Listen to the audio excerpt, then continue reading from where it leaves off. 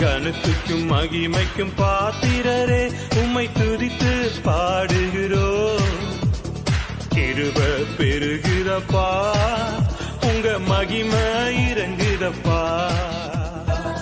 ஆராதனை ஆராதனை ஆராதனை ஆராதனை. 2-3 பேர்கள் ஒரு மனமாய் துதித்தார். 2-3 பேர்கள் ஒரு மனமாய் துதித்தார். நான் இருப்பேன் என்றீரே, என் துதியில் வாழ்பவரே. நான் இருப்பேன்